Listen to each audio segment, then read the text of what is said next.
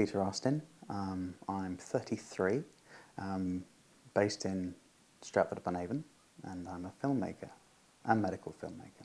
My condition started from a very young age, from about 5 years old.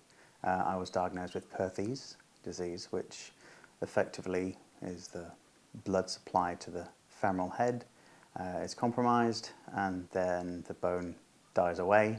I remember it being excruciatingly painful, and the process of getting back on my feet started in traction in hospital, followed by broomstick plasters on both legs with a stick between the knees to lock the position, and then afterwards a sort of a Forrest Gump style caliper, metal caliper on the leg, and after that there wasn't any sort of surgical intervention to correct that. Everything grew back pretty good. Problem for me was that I probably grew back too much bone in not quite the right shape. I've lived a pretty normal life, but I remember the final consultant that I saw my final checkup saying to me and my mother that he's all good. I think I was about maybe 10 years old. Off he goes, take care, but he'll probably develop arthritis in his early 30s, and that might cause a problem. So lo and behold, I'm in my early 30s with a problem, needing something to be corrected. Following my education in filmmaking, I took a non-conventional route into my current career. All my other friends left with degrees in filmmaking and ran to London to work for big motion pictures, and I discovered a little job advertisement working up in Birmingham with a chap called McMinn. I didn't know who he was, and I didn't really know anything about hips in terms of fixing them. I only knew how to live with one that wasn't quite right.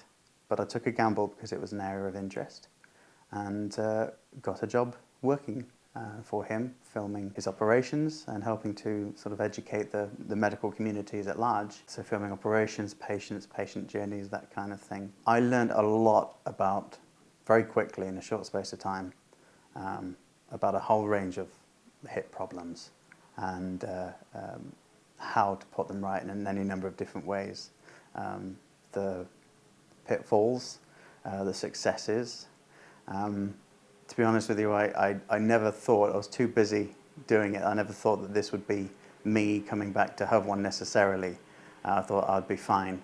But I think in the back of my head, if and when perhaps it ever did come to needing something being done to me, then I knew that Mr McMinn would be the one to speak to.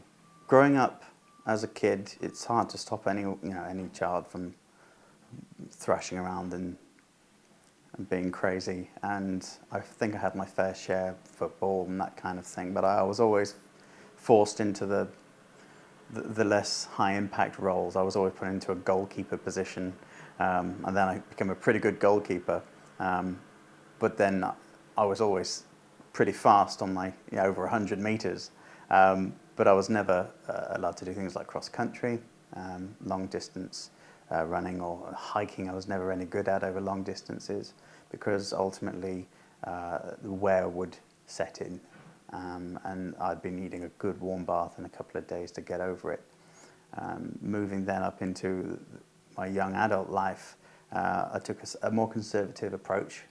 I was always careful.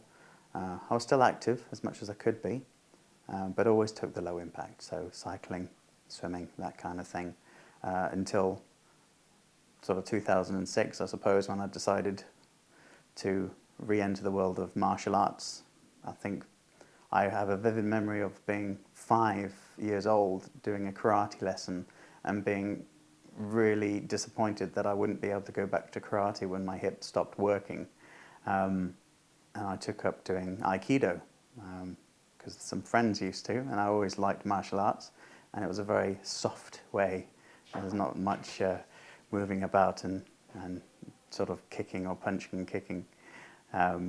So I started doing that and loved it, fell in love with it, and threw my heart and soul into it, and swiftly became in a lot of pain and had to ease back. So martial arts was one of my big loves, cycling and some gym work, I think gradually took its toll and brought me very swiftly needing something to be corrected in the hip.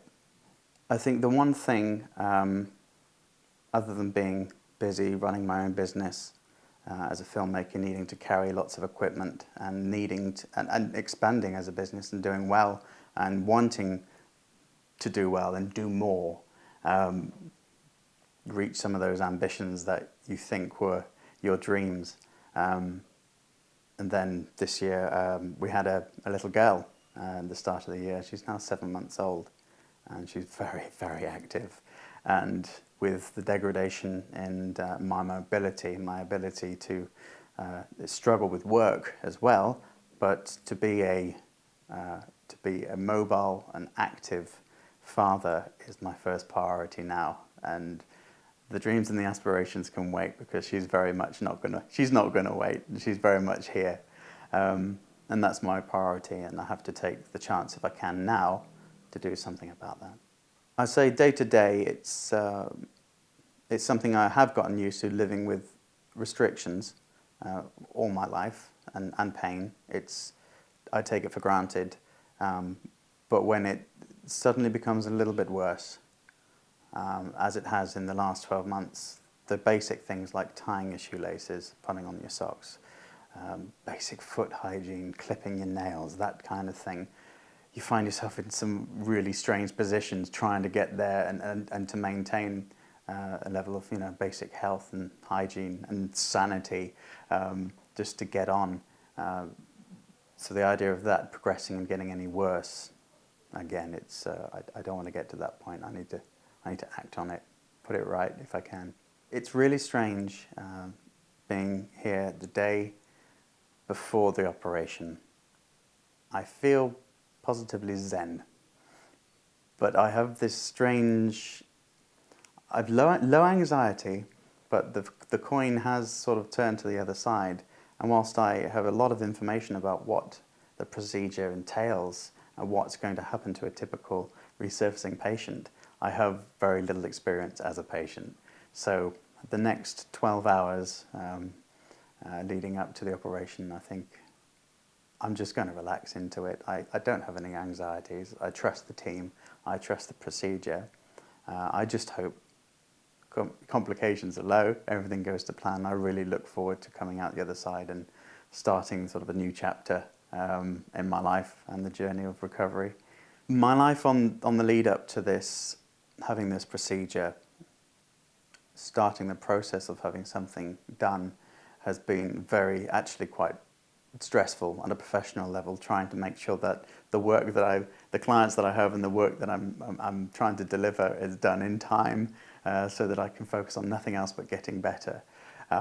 So the chances I've had to prepare myself mentally have been very small, but I did take the opportunity to visit the McMinn Centre website, which has a lot of information on your patient testimonial videos and good guides as to what to expect going in and on the other side in recovery and rehabilitation.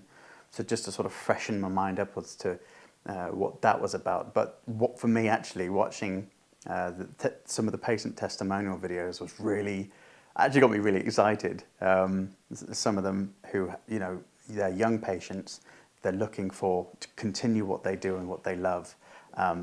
And everyone on there just said, just do it, don't wait, just do it. So I'm just looking forward to just getting on with it and doing it. And on another note, I actually just today was the only opportunity I had to revisit some of the filming footage that I did for Mr McMinn back in 2004, which was a resurfacing procedure, just to refresh myself on exactly what's going to be going.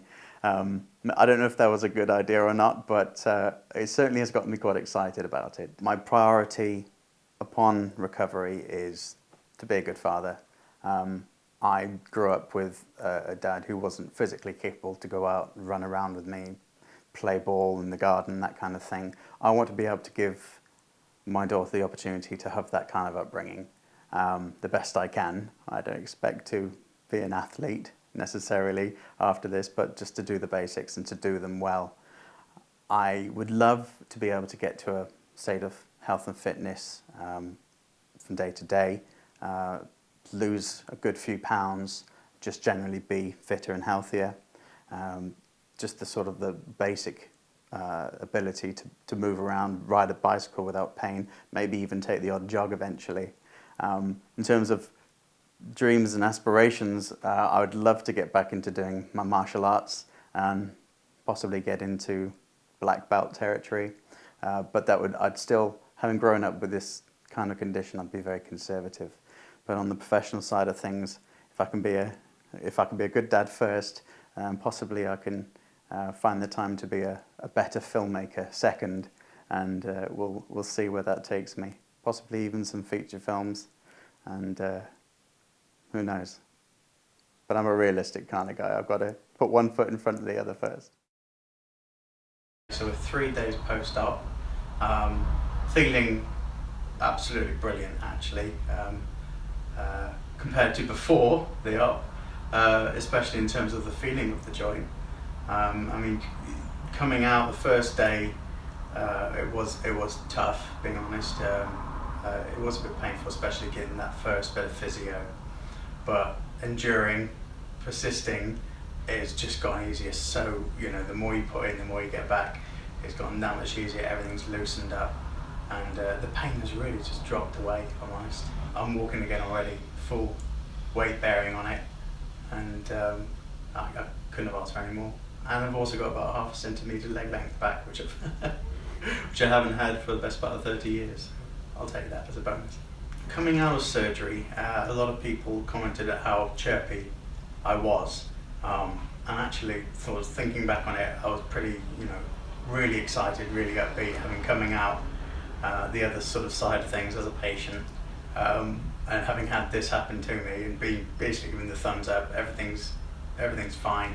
You've got a new hip, and I was really just excited about it. But then, as the next sort of day came on, and I realised that I was then going to be post the epidural, and post a lot of the decent anaesthesia that I had for the operation. Reality sort of comes and sets in quite quickly. So it was fantastic to be absolutely pain-free, really, in that first day post-operatively. But yeah, reality did come back quite quickly. But that's a good thing, because you just get working on it. The physio team have actually been brilliant here. I've had a number of different faces, all sort of giving me different bits of advice, all paying attention to different aspects of how I'm carrying myself now, listening to concerns that I've got in terms of sort of small muscle control that I've never had on certain angles of my hip before, or walking that I've never been able to do, and I've been really weak, and I've had to say, this I'm struggling with because it's just never been there. It's what I'm calling a blind spot, and so they take that on. They're booking me some extra sessions to make sure that I build those weak muscles up gradually, and hopefully then everything strengthens up together as one. But like I say, day 3, I'm already up and walking comfortably, albeit with crutches. But the future's definitely looking bright for that. The whole experience here at the BMH Boston it's been fantastic. I've had everything taken care of when I've called for it. I've had assistance and help whenever I've needed to. I have found it difficult to sleep because of aspects of discomfort. I'm a bit of a creature comfort. I do like my own bed. And as soon as I get home, I'll be catching up on a week's worth of sleep, no doubt. But apart from my own discomforts, everything wonderful works so hard to make me comfortable with pain relief or advice. And I can't fault it, really can't fault it. It's been a bit home away from home, and the food's been absolutely fantastic, I'll be honest with you. Having looked at it, really excited, giddy, actually with excitement, so happy.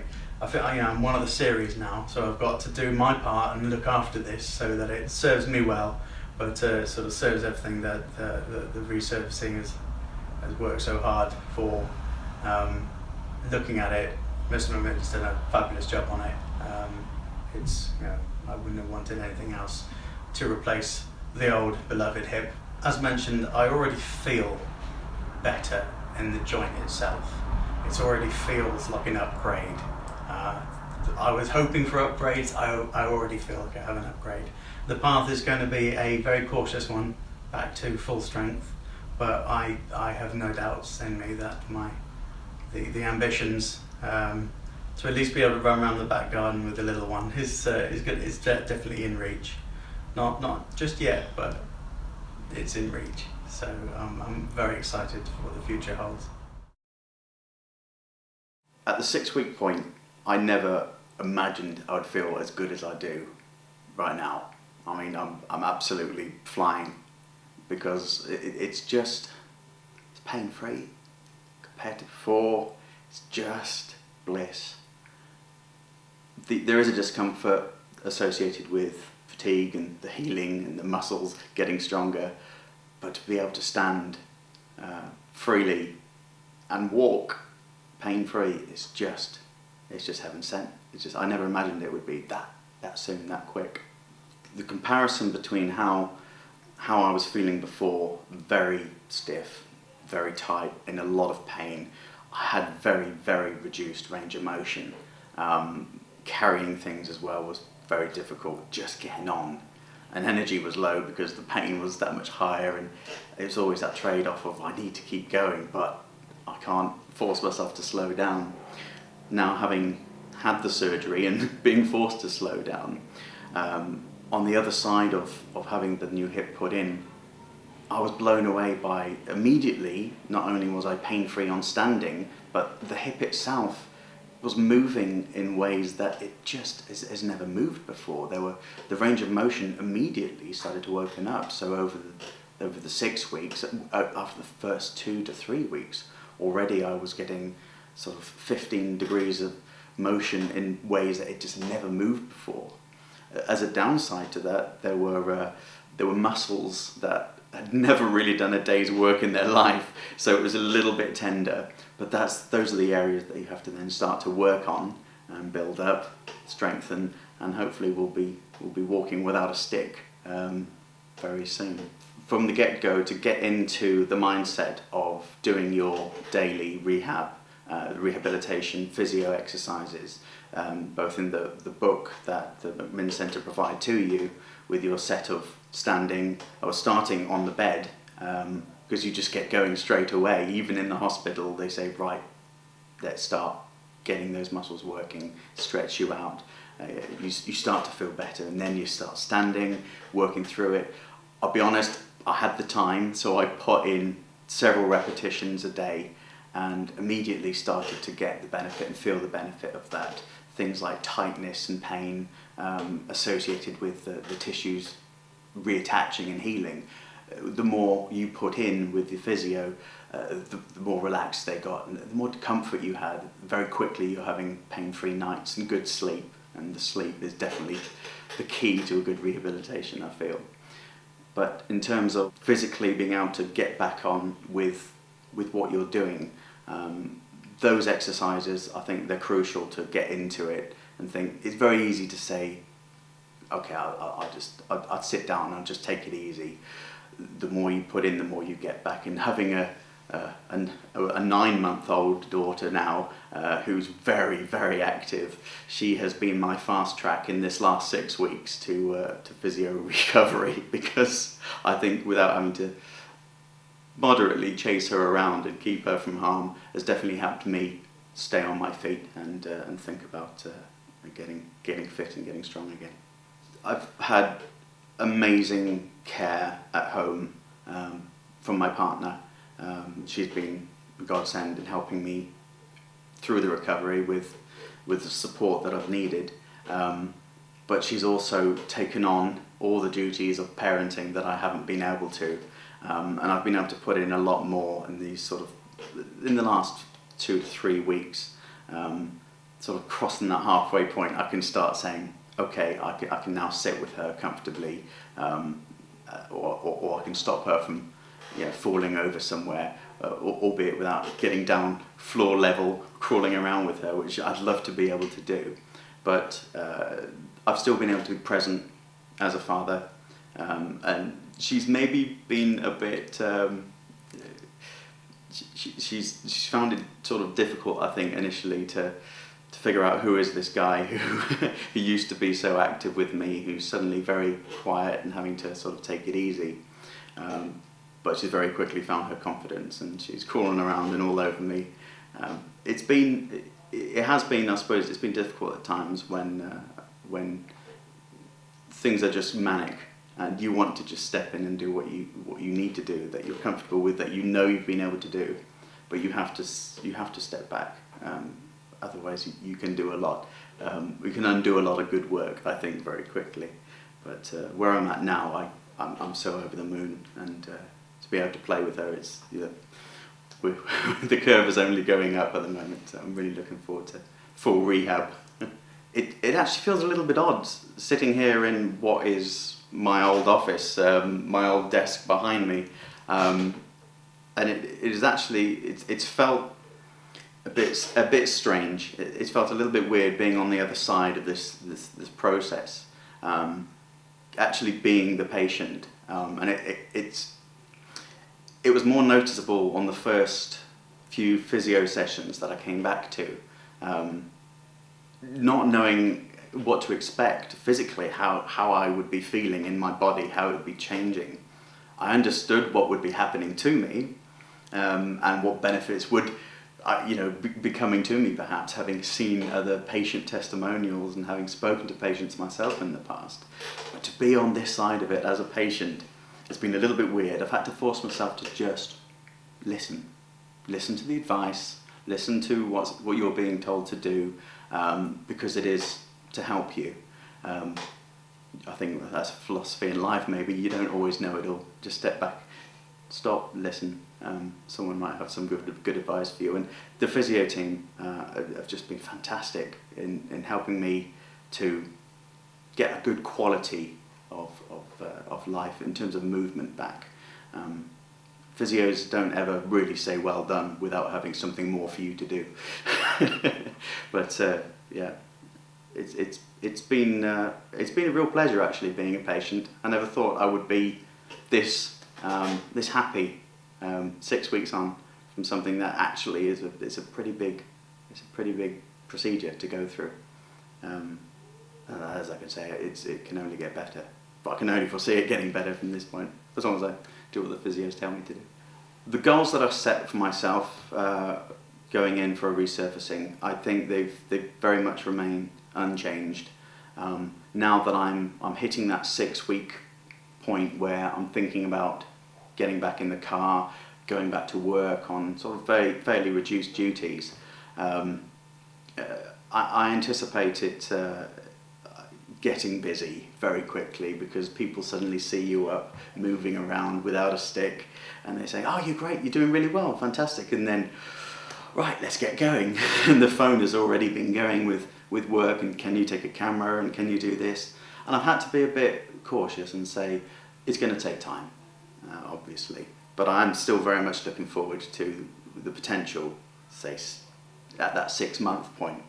So perhaps when we speak again, maybe I've done too much by then, but hopefully from that point I'll be looking at really upping my game. I hope so. But like I said, my focus is this little 9-month-old who's constantly running around, running us ragged. So she's taking all that energy that I've got at the moment, and it's great.